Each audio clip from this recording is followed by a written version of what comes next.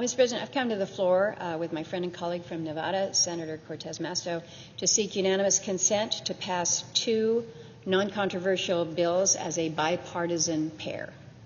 The first is H.R. 2815. This is sponsored by Congressman Begich from Alaska.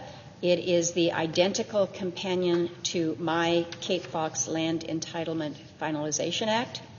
And the second is H.R. 972, sponsored by Representative Dina Titus of Nevada. It's the identical companion to Senator Cortez Masto's Sloan Canyon Conservation and Lateral Pipeline Act. Mr. President, these are important bills to those in southeastern Alaska and in Nevada. Probably won't make headlines out of those two areas, but they are very significant and important bills. For more than 5 decades, the Cape Fox bill will finally complete the land entitlement for the native village of Saxman in southeast Alaska. The Sloan Canyon bill will facilitate construction of a water pipeline in the Las Vegas Valley. This is critical infrastructure for hundreds of thousands of people. These are House-passed bills, okay? So they can go directly to the President's desk to be signed into law. I mentioned that they're both non-controversial. Their pairing is also non-controversial. And there are no objections on the merits, on the substance to either one of them. Both have had full process in the Senate over the course of multiple Congresses. So if these look familiar, it's because we have seen them before. Both these bills passed the Senate by unanimous consent at the end of 2024, so over a year ago. Our cloakrooms on both sides of the aisle hotlined them again 6 weeks ago, and so that's what brings us here today as we're still trying to move them.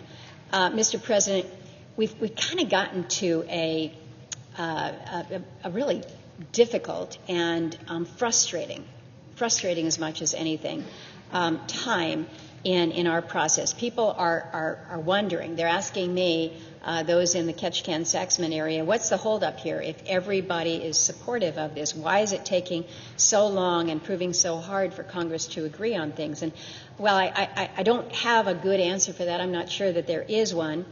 But again, we're trying to move non-controversial bills through a process that requires support and consent on both ends of this building.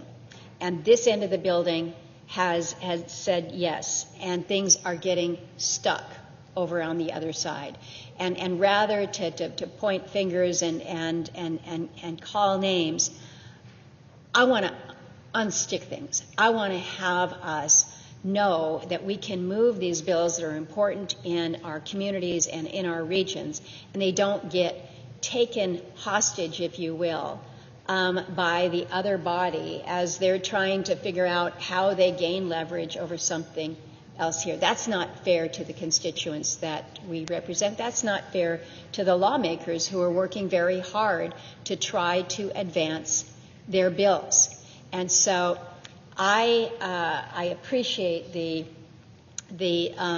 discussion that I've had with my colleagues here on the floor about a way, a process, a dialogue that needs to be had with our colleagues on the other side of the aisle. And so there's a few bills that we are looking at today specifically, but I think it goes to a bigger concern that needs to be addressed in a way that is going to work for other members who are also trying to advance their bills into full passage by law. So my commitment to my colleagues on the Republican side of the aisle and on the Democrat side of the aisle is let's leave from here. Let's make the calls to set up the sit-downs with our colleagues on the other side, in the other body, to talk about how we're going to move these in a way that is fair and does not penalize the members, the communities.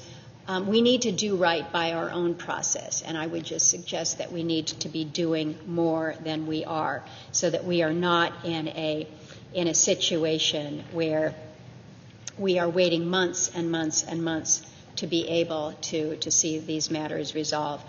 Before I make any motion on these bills, I want to yield to Senator Cortez Masto.